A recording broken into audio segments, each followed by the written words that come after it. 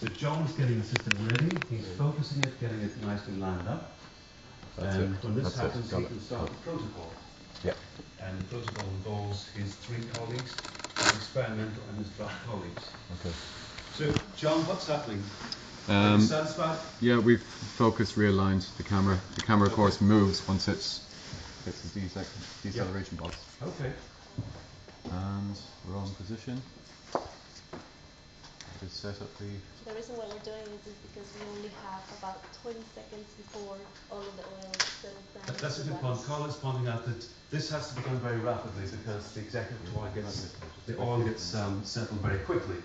So for this reason, John and the team have put together a very tight protocol, an algorithm, so to speak, a series of commands to allow us to achieve this efficiently. Okay, are we all ready? Yep, ready. Ready, and close the box. So John has started a protocol. The box is being closed by Xi'an. This is a tricky exercise, but the protocol seems to be working very well. So the box lid has gone on. The payload is being fastened to the solenoid by collar.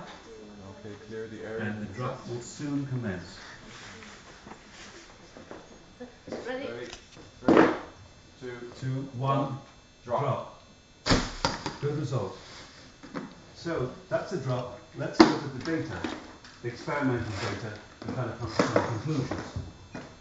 So again, you'll obviously kill the lights. Go through it step by step. Step by step, or? Just go to the very instant when the drop starts. Right.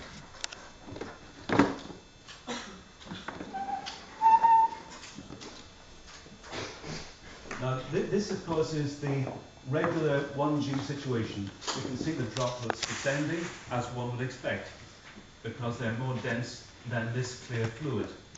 So the droplets are descending. That's the start. And this is the start of the drop itself. So bring us through this sequence of frame by frame, John, and we can think about what's happening. Now, can I encourage everybody to focus their attention on just one droplet? Let's just take this, for example, and think about it in the context of this grid system. Now, this is the drop. Is this droplet moving or not? Is it stationary or is it moving? It's stationary, exactly. And also, you'll notice that it's not sub-rounded, it's perfectly circular. And this is a manifestation of surface tension. Forget about little g, it's no longer operational or relevant in this situation. Surface tension is the only significant force that this droplet is experiencing.